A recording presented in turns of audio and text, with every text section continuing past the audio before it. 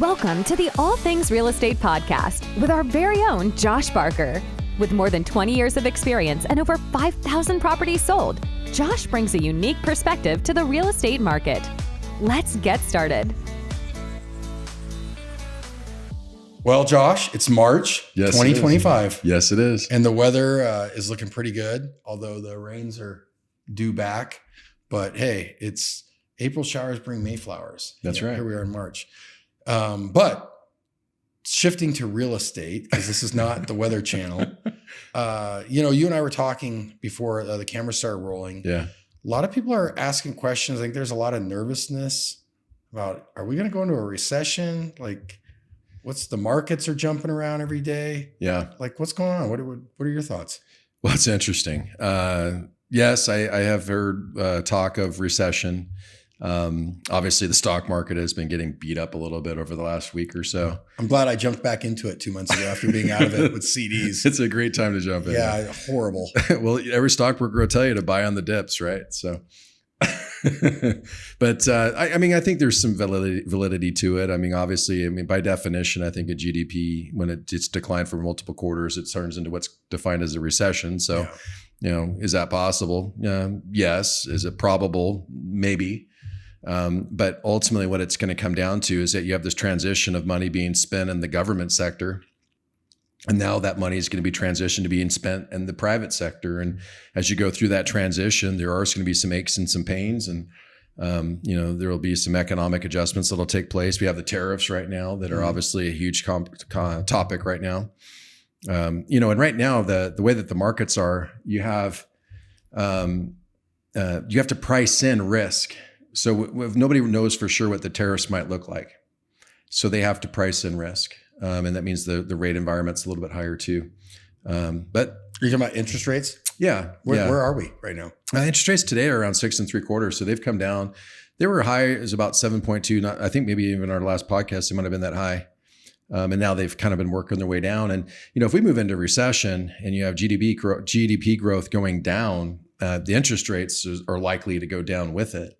Which could be a really good thing for selling houses. Yeah. So, because obviously interest rates are such an impact on what happens, at least in a market like Redding, California. That's really the only headwind that we have going here because we have very low inventory. We do. In fact, we need lower rates in order for the inventory to loosen up a little bit. Yeah. And even though the market has not been as far as like sales volumes, it's been low, prices aren't going down. No, they're not. Prices have been able to hold fairly strong for the last couple of years. And the reason why is because the inventory continues to remain low. We're sitting at around 670-ish homes for sale. We only had 140, 150 of them actually sell last month. So it's just not a huge amount of inventory in the market, and it's holding our prices up right now.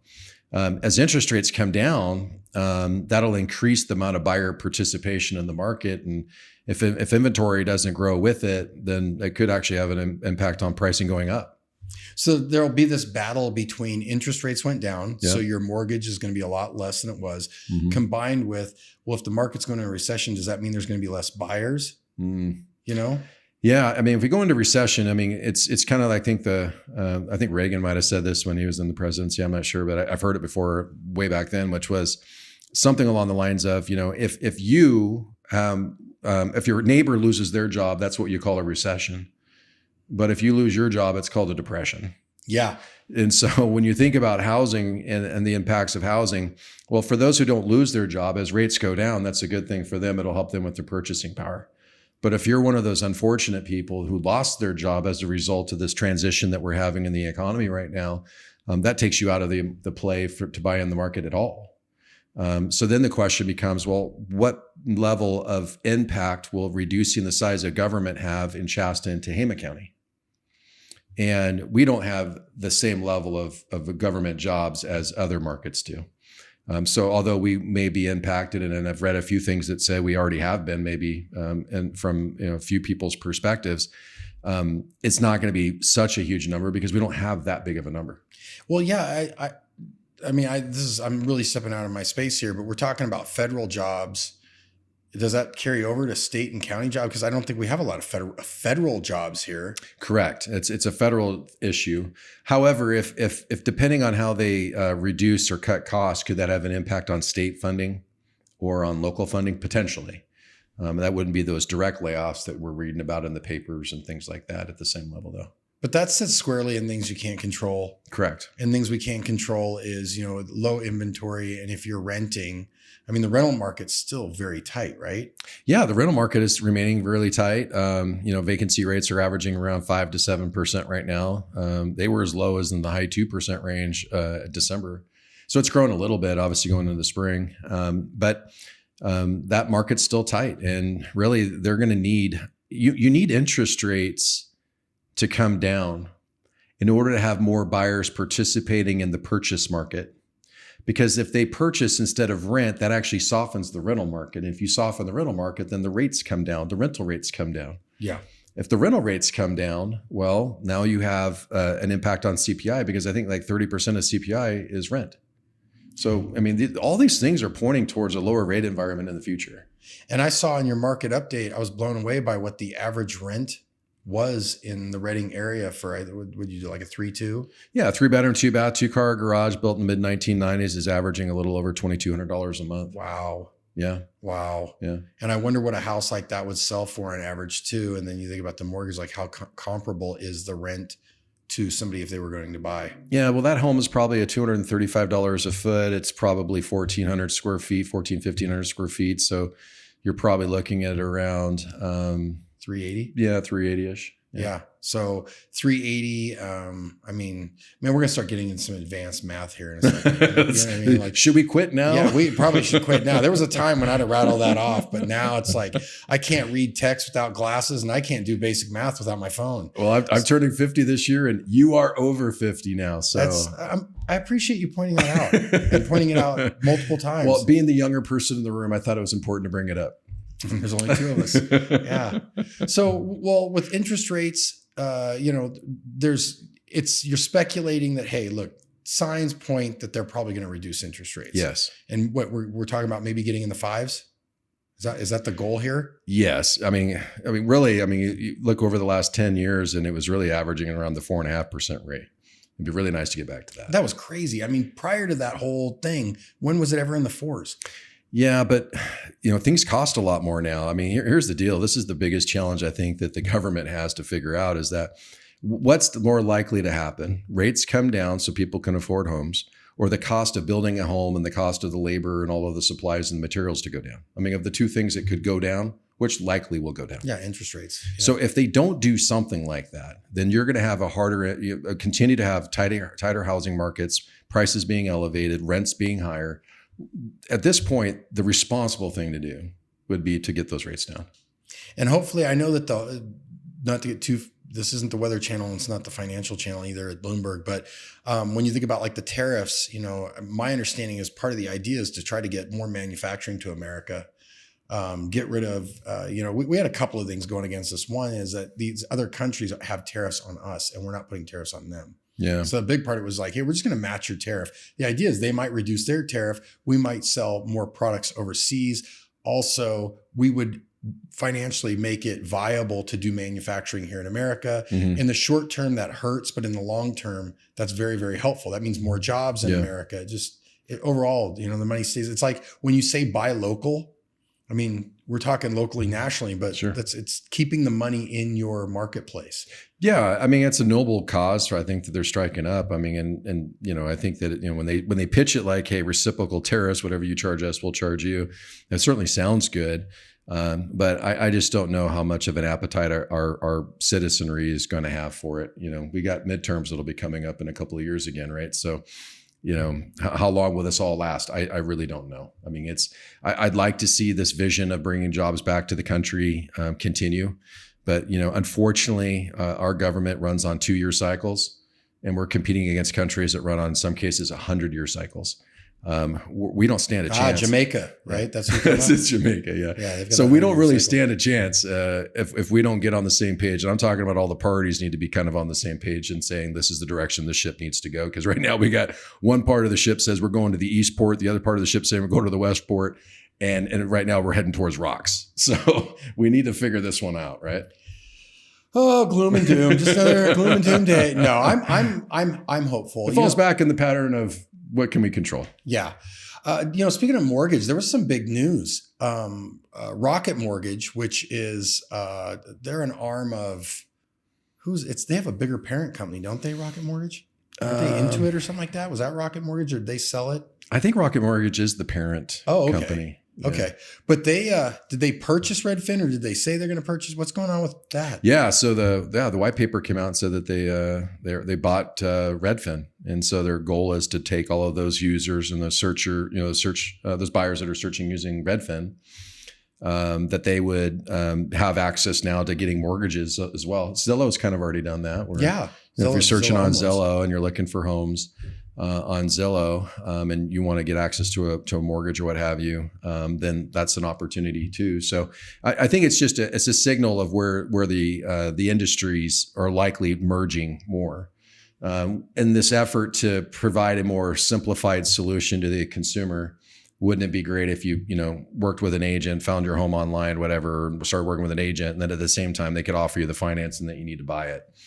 It makes sense to me. I mean, you and I were talking, and I said, back in the day, they used to have service stations because the car dealerships didn't service, and you'd have to go to the bank and get a loan because they didn't have finance. And it's like, why not just bring this all in one place, right? Yep. So it makes total sense to me. I mean, I can see a future where title and escrow it's all combined in one office, right? Just to manage the process. Well, the title and escrow actually is managed in one office in town. I mean, it's not common in other parts of the states. For some of believe it or not, we have a lot of people. I didn't even know this until we run our reports. How many people out of the area listen to this podcast? Yeah. People thinking about moving to Redding. Yeah. Okay. But if you come like from Southern California, for example, title and escrow is split up. Where it's two entirely different entities that are providing the services related to the sale of the purchase of a home. If you come into Shasta County, though, it's actually all combined. So if you go into Placer Title, Fidelity, First American, and forgive me for anybody I left off the list, but it's combined. It's title and escrow is being offered as a service, kind of as a bundled service within the company. It makes sense. Yeah, because the consumer doesn't understand the difference with it. Half the realtors don't. No. So just keep it easy, right? Yeah. And I think this acquisition that Rocket's doing with Redfin is simply in an effort to say, hey, the industry is beginning to consolidate a little bit more, try to simplify and streamline some of the process. I mean, as real estate companies, we have to be thinking about how do we make it easier for the consumer. Yeah. And that always happens like in this cycle is when everything's booming, there's a ton of new startups, everything flourishes. And then whenever there starts to be a dip, there's usually consolidation. The bigger companies buy the littler companies. Sure. They start consolidating, cleaning up, and optimizing. So this is like a very normal thing. I think it is. I mean, it was, if anything, I was like, what took them so long? Yeah. Yeah. Do you foresee it really having an effect on anything like the industry or anything? Or you just think you're going to see a lot of mergings between these two? Yeah. I mean, there's already a few offices in town that have done that already, where they have, they have a close relationship, if not a affiliated relationship with a mortgage company. I think what you want to try to do with it is just make sure that it's highly competitive financially speaking, where the consumer actually saves money to work with your company. That's one of the things that I think would be interesting is if a real estate company can offer services to a buyer or seller in an office, and then the financing is offered essentially through the same location, then you're cutting down on all the additional overhead that would have been at a separate location. Well, that overhead savings should go to the consumer. Hopefully. It better if you want to have or the CEO. Either way. If you want to actually offer something of value that's tangible to the consumer. So they get a streamlined process, but also they're saving money. I think that's a win for everybody. Yeah. And so we'll probably see it more and more. I think so. One of the things that we always talk about, because the thing that's been the buzz for us for the last 2 years has been interest rates versus inventory. And one of the things that kept going down and down was new construction. It was getting darker and darker. Yeah. What does the new construction landscape look like right now? It's interesting. It's new construction in Shasta and Tehama County is extremely hard. I'll start by saying that anybody who's brave enough to take a raw piece of property, go through the process of getting it permitted through the city or the county, and then taking the risk of building something on spec you are a brave American, and thank you. I would start by saying that, right?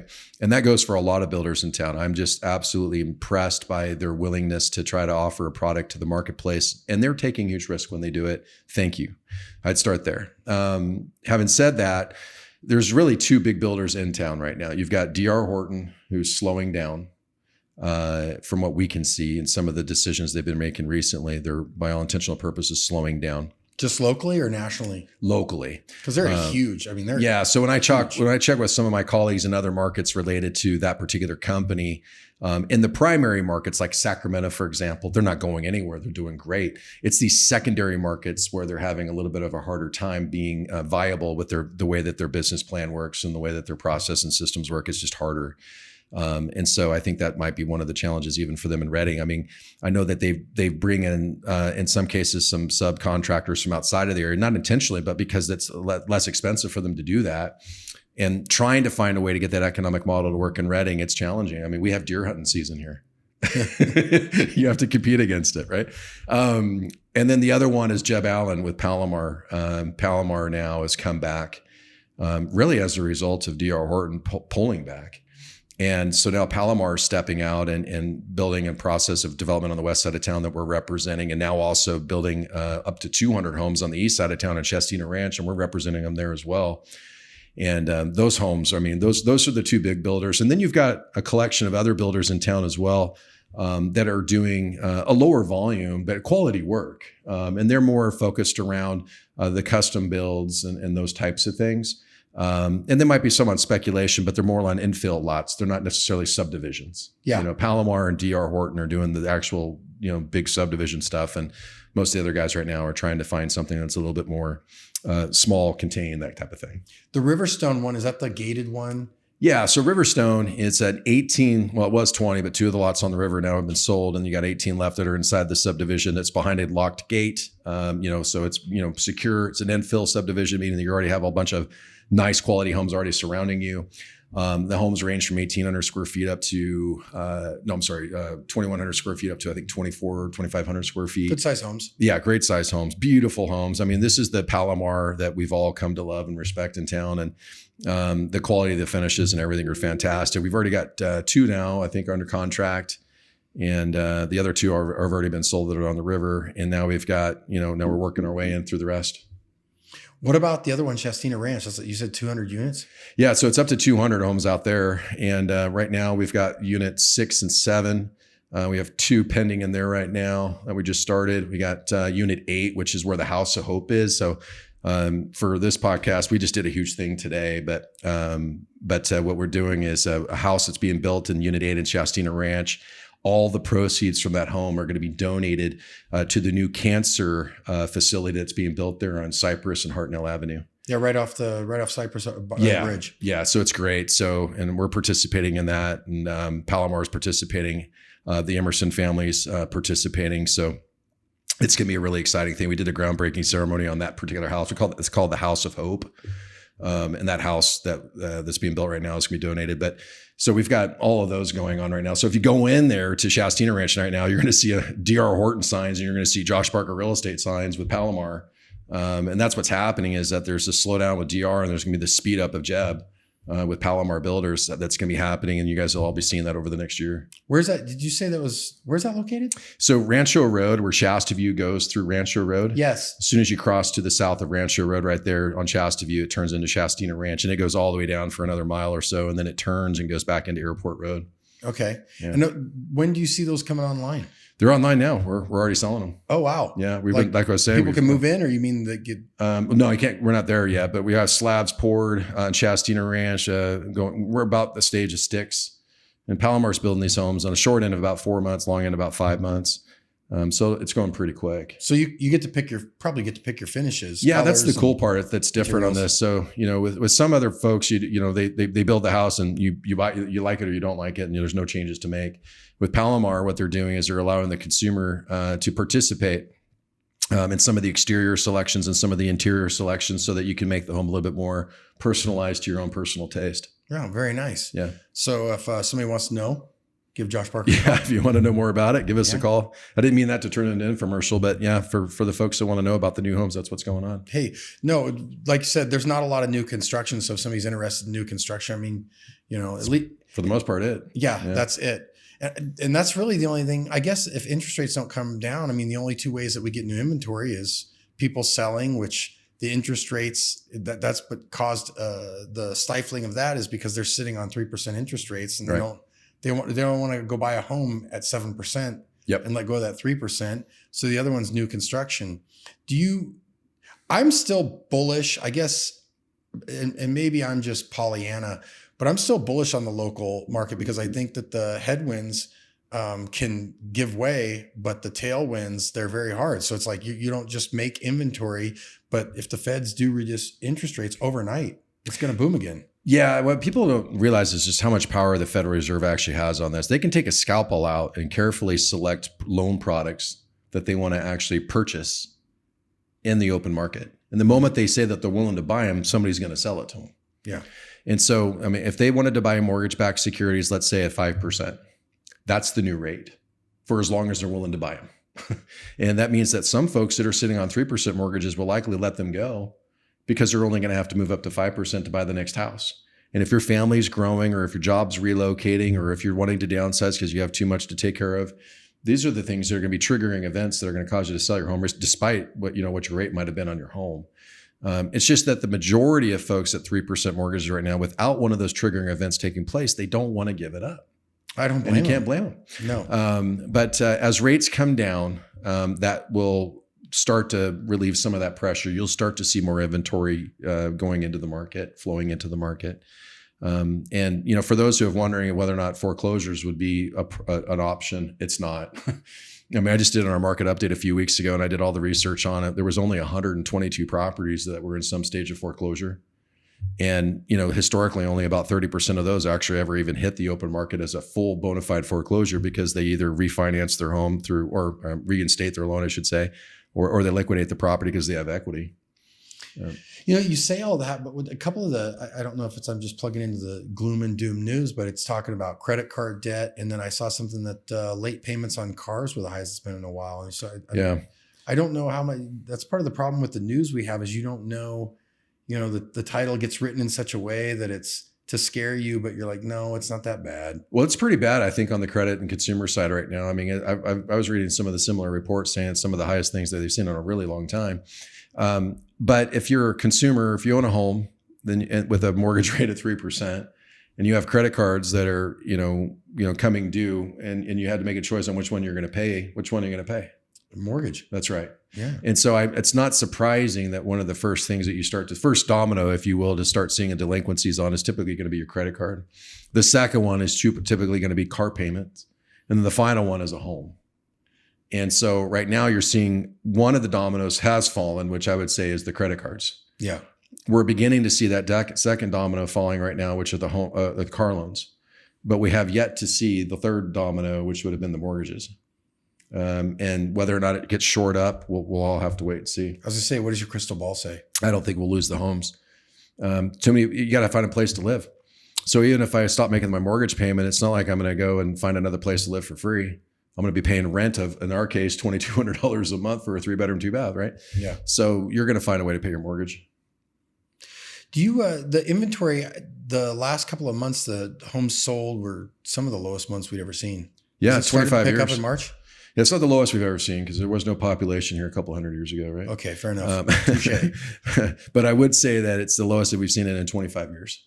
In terms of the sales volume. But I want to stress to our consumers that are watching this, or people that are interested, it doesn't necessarily have an effect on a homeowner. Yeah. Because if you list your home, you're likely to sell it. If you're a buyer out there and you're qualified to buy a home, you're probably going to find a house to buy. So that the volume of home selling has an impact on our industry, has an impact on the number of agents that are participating in the market, has an impact on the number of appraisers that are participating, how many lenders are participating. But it's not having a huge impact on the actual consumer right now. Are you seeing people leave the industry? Oh yeah, a lot. And it's usually around the first of the year when all those fees are all due. The dues come. Yeah, all the dues come, and it's like time to let it go. I remember a couple of years ago, all the NAR reports and everything was like, oh, you're going to lose a huge percentage of realtors and lenders. I know a few of the lenders that I used to know, they're not in the business anymore. Yeah. And it's, I mean, historically, I've been doing this for 25 years. I've seen good markets and bad markets. And quite honestly, so many of the agents already are part-time that they don't really necessarily get hugely impacted by the market slowing down. Because if you weren't really participating before anyway, then what does it matter? We have a friend who does quite a book of business out in Nashville. And I watched one of his videos the other day, and he was like, the average agent in his market did 8 deals a year. And they said, but 50% of the agents in his MLS did 0 deals Correct. a year. Right. Yeah. So if you started at 0 and you only did 0 the next year, it doesn't really matter. I think, in our town, there's probably 30 to 50, good agents working hard, showing up, doing something, almost every day, I would imagine. And I think those are the ones that are doing most of the business in our town. And this is classically the time of year that everybody lists their home. I mean, it's springtime. Yeah. March starts the season, probably carries in through June. Yeah, particularly for country properties. Yeah. So you'll see a lot more people that live in the country right now that have that free green grass that they get to enjoy. The trees are starting to bloom. We call that sucker grass. Yes, Josh. right. Sucker grass is high. That's right. So we start to see those country property owners come to the market at this season of the year more than any other time of year for good reasons. And that starts to plateau out by June. So we expect to see it coming now. And then the sales shift to Shingletown in July and August when it's 110 here, and you go up among the pine trees. That's right. Yep. So you have the customers that come up from the Bay Area, they start looking around, and all of a sudden Shingletown looks pretty attractive because of the difference in temperature, like you said, in the summer. You brought up country properties. We've been talking about something for a couple of months, and that was insurance. Has anything come out of that? Is it any better for anybody, or is it still pretty tight? It's horrible. The insurance in the state of California, the condition of insurance in the state of California is really bad. Could you do it as Charles Barkley? Could you say terrible? It's terrible. And it is. It's terrible. So, but the insurance market in the state of California right now is still extremely challenging. The cost is still elevated. The maps now that are coming out are having some impact on communities. It's now one of the factors that we have to look at when we assess the value of a property. Where before I never, 5 years ago when I went on a listing presentation, one of the factors of my valuation was not the insurance. It is today. Wow. And it's because that cost is going to be passed on to the next buyer. Wow. Well, Josh, did we cover everything for March? Do you think we didn't talk about world peace or how? I was going to say we didn't cover everything, but I think we covered enough. Okay. Well, I hope you have a great March. Yeah. Thank you. Beware the Ides of March. Yes. Okay. Beware. Remember, a coward dies 1,000 times, a brave man dies yet once. So until April, have a great March, Josh. Thank you, Joey. Thank you.